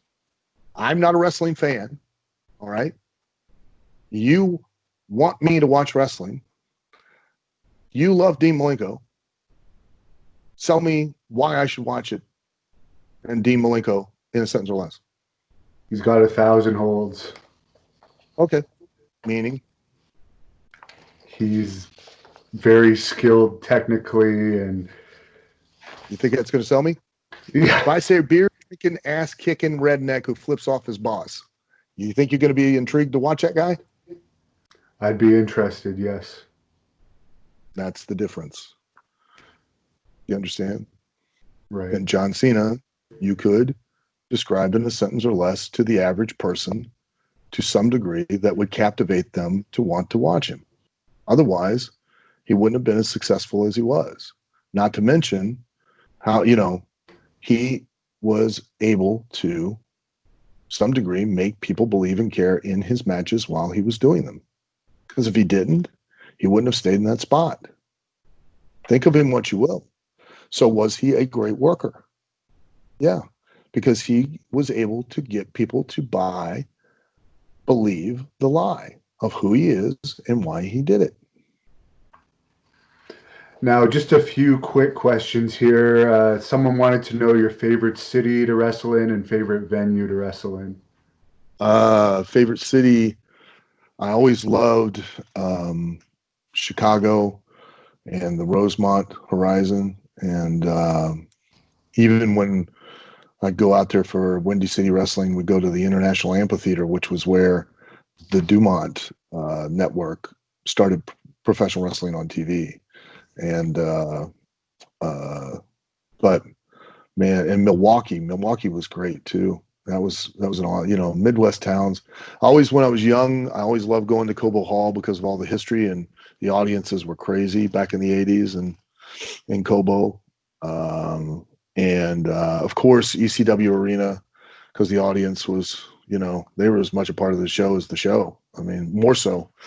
That was really, there's a couple defining moments in the history of wrestling that altered it to what it is today, and that'd be number 3 on the list that I've kind of created. That that ECW is really predominantly the large part of the reason why the style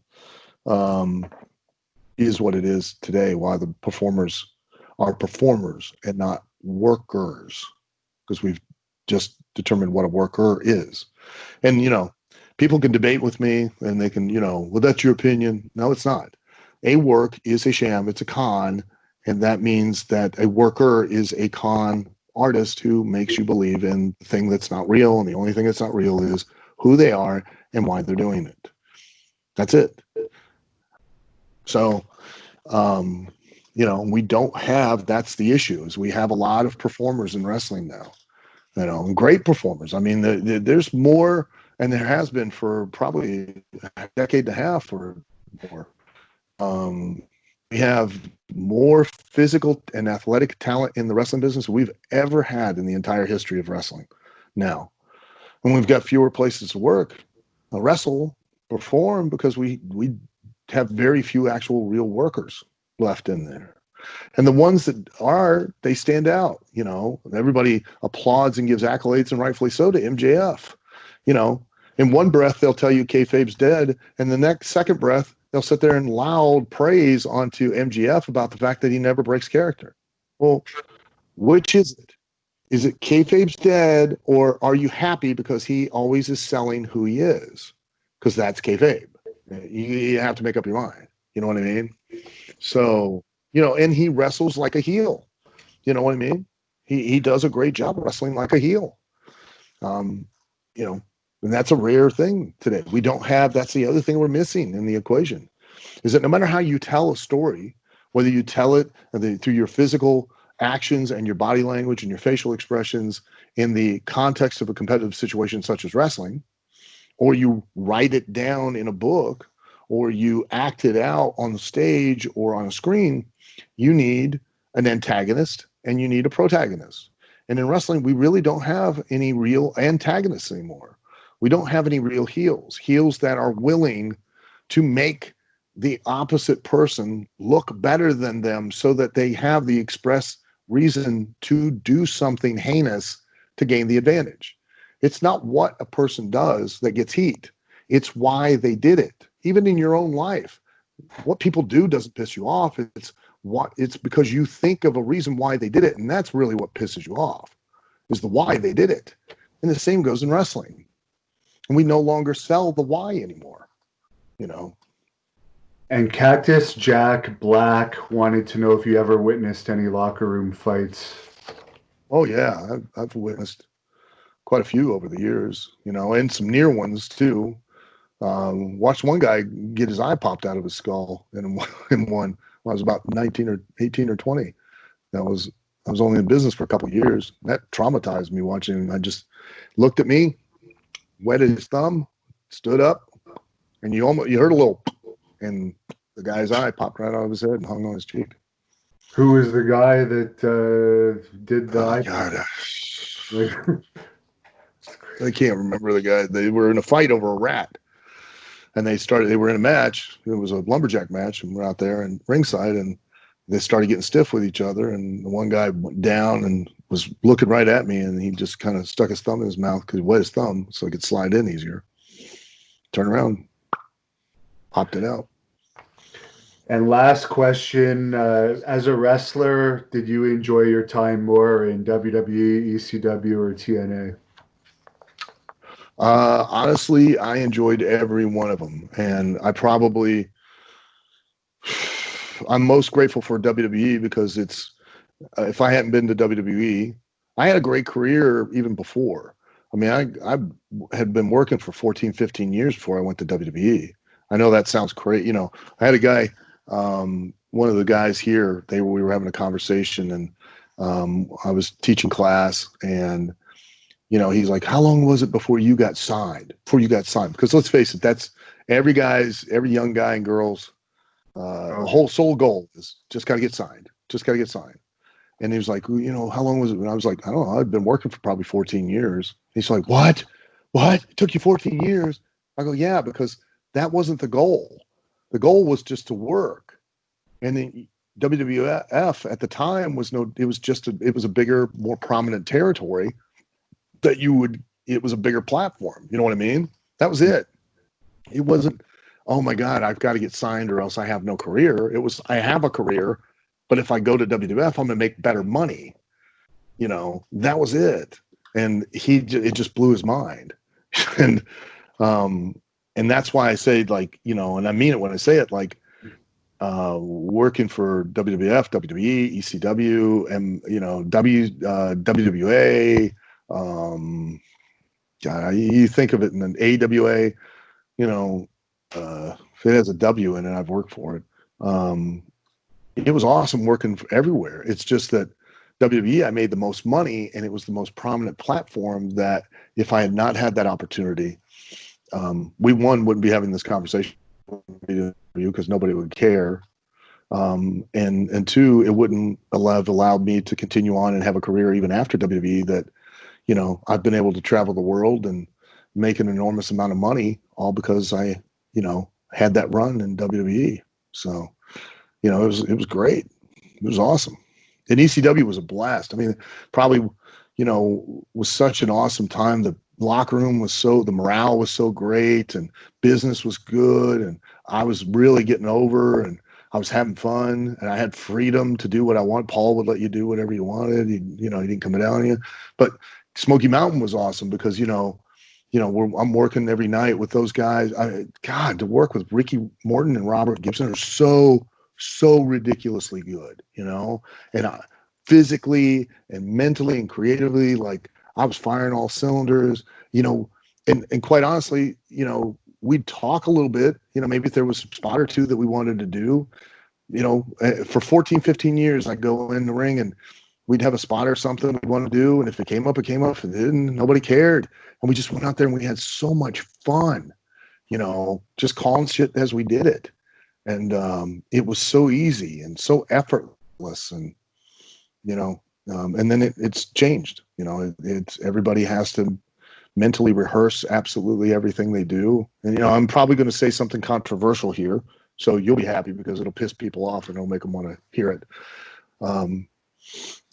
I firmly believe, and I think I can prove it, wrestlers don't wrestle for the audience anymore. They wrestle for each other. How? Why? Well, I'll tell you. Thanks for asking that, Devin. Well, I already know the answer to that, but yeah, you can tell me.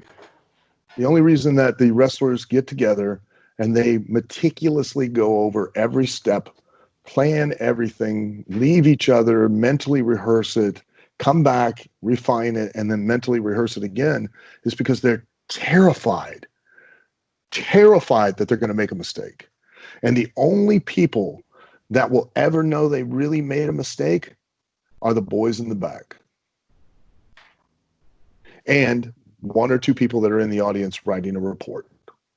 Right. That's it. No one in the audience is really going to know or understand that something got screwed up unless they openly demonstrate that it has. They worry. And here's the other way I can prove it. They only ask one question when they wrestle now. One question. When I first broke in the business, for 14 years, 15 years, the only question I ever heard was, what's the house? How many people are here? Now, the only question I ever hear is, did you see my match? The only question you're going to hear these days is, did you see my match? And they ask that of each other. And the sad thing is that no one saw their match because they were too busy calling their match because they were worried the other guy was going to watch theirs.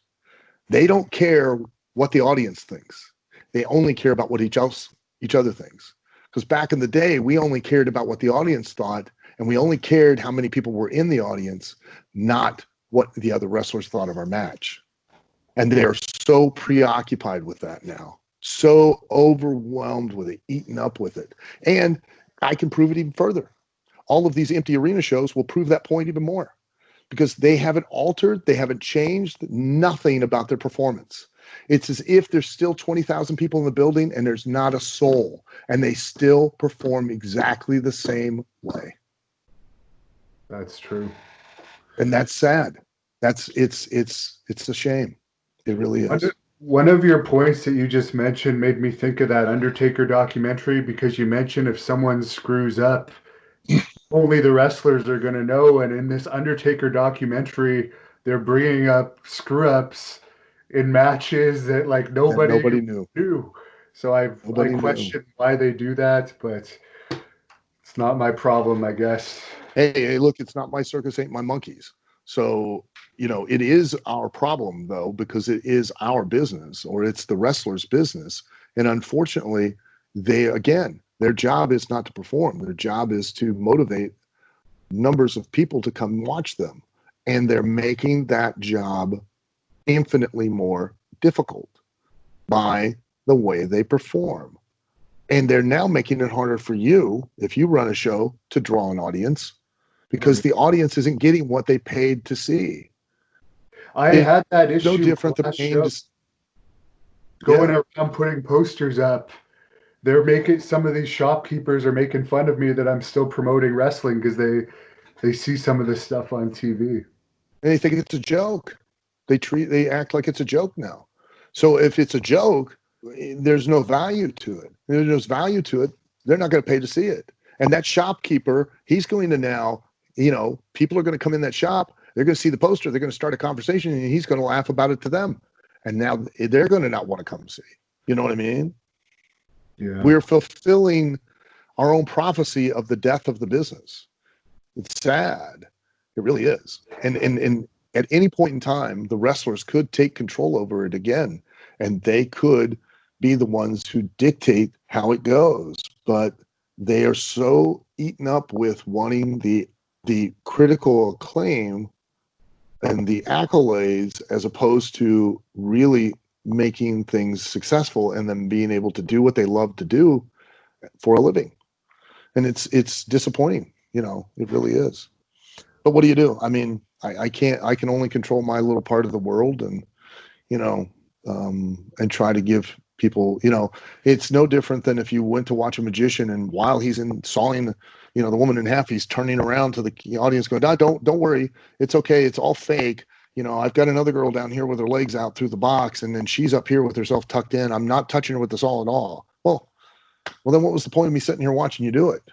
And that goes back to our whole conversation about the social media and all of that, and what a worker is, and what we're really selling, etc. If in the degradation of, again, this all ties into how these people are being to the wrestling business and what they're being taught from the ground up, and they're not being taught those things. They're not being taught those concepts, and they're influenced by people that, in their eyes, are, and quite honestly, are successful. I mean, they're more successful than I am. They're making more money than I am. But it still doesn't change the logic behind what it is you're trying to do. You can, and you can claim all you want that the business has changed. It's grown, it's evolved, it's developed. Yes, absolutely. But at the end of the day, the audience still is buying a ticket to believe in those two very basic concepts that they've always bought a ticket to believe in. And that's who the wrestler is and why they're out there doing it. That they're watching a physical contest, that the outcome's up in the air, and that the wrestler really wants to win. And because if he doesn't, he doesn't get paid, because they can relate to that. They can understand that. And that's the only reason you work your way up the ladder to get a championship, is because you get a championship, you make more money. Not only are you the best in the business and have a trophy to prove it, but you're also a guy who gets paid bigger purses because you now are in bigger bouts. That's the thought process. And that doesn't get communicated to these guys. They all think it's a video game, and using the analogy of like Mortal Kombat, because we've all experienced this. Mortal Kombat, even back in the day, had awesome graphics, amazing moves, the fatalities and all of that. But let's face facts. If you're not one of the people playing the game, how long does it take for you to get bored and you stop watching? Immediate for someone like me. Correct. Because you have no emotional connection to what's happening. And the same goes for professional wrestling. The moves, the athleticism, amazing. But if there is no consequence, a direct consequence, which is only that you could win or lose from those things, then there's no reason to continue to keep watching it. If you can't relate to the person, you can't, in the terms of the wrestling business, get over a babyface, which means that the audience actually identifies with and wants to live vicariously through this individual. I've used that analogy all the time, that, we walk outside right now, somebody's setting fire to a car, it's not your car. You're not going to try to stop this guy. Let's face it. You're going to video him, scream World Star Hip Hop, put it up on the internet. Why? Not your car. But if we walk outside and see somebody setting fire to your car, you're probably going to take action. You have more invested. If we walk outside and see somebody setting fire with your car, in your car with your family and your dog in it, you're probably going to try to kill the guy. My job as the heel, your job as the babyface wrestler, my job as the promoter is to make you that audience's car, to make you that audience's car with their family and your dog in it, whatever means it takes. Because then we do one thing to you, we've just done it to everybody in the audience, and they're invested. But then the second that you go out on social media and you go, it was all bullshit, don't worry about it, I didn't get set on fire, it was a fake flame. Well, now they're all let down and they don't care anymore because now there's no consequence. So, it's a very frustrating sometimes thing to deal with. So speaking of social media, you're on Twitter at The Real Al Snow, Facebook Al Snow, Collar and Elbow is your t-shirt company. I think you have a Shad Gaspard shirt, but could you fill us in on all that? Yeah, the Shad Gaspard shirt is the memorial shirt. 100% of the funds go to the Gaspard family. I went to the service, spoke to the sister. They're taking all of the money from the GoFundMe and from that, and from Pro Wrestling Tees has got a shirt as well. I encourage people to buy the shirts wherever they can get them. And all that money will go to in an annuity for Araya, Shad's son, and he won't be able to touch it until he's 21. He's 10 now, so it won't replace Shad, that's for sure, and it won't replace the husband or the father. But it's at least something that we can do for the family. And go to collarandelbowbrand.com. You can get the shirt. I'm at The Real Al Snow on Twitter, Instagram, and Facebook. And you can go, if you want more information on OVW, you can go to ovwrestling.com. We're on the YTA network. It's a national network now. We're in 44 million homes across the country. We're on our local broadcast channel. We're up to almost 1,100 consecutive episodes of television. And we have a new television show that we're producing that's up to 22 episodes, and that's OVW Overdrive. It's its own unique show. It's not just a recap show. And if they want information on the only trade school in the world accredited by the State Office of Proprietary Education, they control all trade schools and universities, colleges. You go to aswa.live and you can get information on that. It's a 2-year program.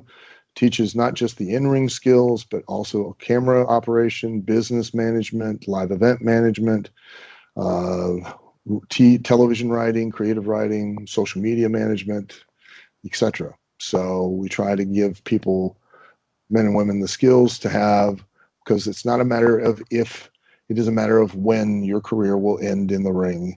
And if you don't have some kind of other skills, then you're not going to be able to be an asset in the wrestling business. And you serve one of two purposes in wrestling. You're either the thing that's selling tickets, or you're one of the things that help sell tickets. There is no third option. For social media management, what would you tell a guy like Lars Sullivan? Well, I try to tell these guys stuff all the time. They don't listen either. Be aware. I mean, you put that social media, it will come back to bite you. And it doesn't just affect, if you're with a company, it's going to affect, like with us, with OVW, it's affected already several people within the roster and their handling of their social media. It's affected potential sponsorships where we could have gotten them deals where they could have been spokespersons for the company, and the company shied away, both as a sponsorship for OVW, but also using the person and they could have made a lot of money as a spokesperson for the sponsorship. And they went and did a search on their social media and we're like, forget that. Don't worry, we'll pass. And WWE, when you go, and if you get an opportunity with WWE, the first thing they do is they scrub your social media.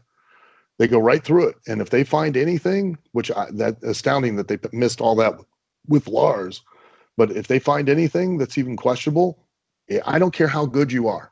I don't care how big you are, how muscular you are, how cool the move you do is. They find something on that social media, guess what happens? Done. Yeah. You're not going to go. Simple as that. Be smart. Use it wisely. You know, it's amazing. You guys have such an incredible tool. We were totally reliant on the promoter and the platform, which was TV, to sell our product, which was us. You now have social media. Look at Drake Maverick. That's a shoot, just so you know. I personally know that situation with him is a shoot. He was being released, and he went to them and said, hey, can I just, I was supposed to be in 205. Can I at least finish it out, finish my dates, which is not unheard of in wrestling. You finish out your dates, and then you leave, okay? He did that video. It was a shoot. Him doing that video was a shoot, and he's now creating more opportunities for himself, not just with WWE, but with people around the world that will now book this guy because he's a personality, he's a draw. Be smart, be intelligent. Don't be a mook. Don't be stupid. Use your social media. Use the YouTube. Look at Nick and what's his name, the Young Bucks. They literally created a brand on their own. Look where they're at now, all because they did it themselves. You could do it as well, And I encourage all of the roster here constantly to do that, and I can't get them to do it because, as we talked about, they're the wrestlers are the most lazy, needy, insecure group of cunts on the planet. They want everything done for them. They think it's all a one-way street. They think that, their sole responsibility is just to show up and be great. They don't have to do anything more than that. They're entitled to everything. Yeah. And again, I told you the story. Free room and board, free housing, pay nothing for 2 years plus education. Bitching, complaining. It took me a day to process it, to literally go, what just happened with that conversation? Thanks a lot for all your time. Great information here, especially for the young wrestlers watching this. Hopefully they can take at least some of the advice you gave. And to close this off, could we pretend that you're wrestling Mick Foley in the Louisville Gardens tonight? What would you tell him if that match was taking place tonight? I'd say, Mick Foley, tonight in the Louisville Gardens, 8 o'clock, you and I face off, and you've got as much of a chance of beating me as people do of finding your flat ass. Okay, I don't know if you experienced some wood shop accident where you backed up against the belt sander, but I guarantee that if ever somebody wanted to find your ass, they'd have to look on a milk carton because it's been missing since 1986. Thank you for watching the Hannibal TV. Please like this video if you enjoyed it and click the subscribe button to not miss any of our latest shoot interviews, match videos, or news updates. Support us on patreon.com for $1.99 a month to watch our full shoot interviews ad-free and help our channel grow. Follow us on Twitter at the Hannibal TV for instant updates.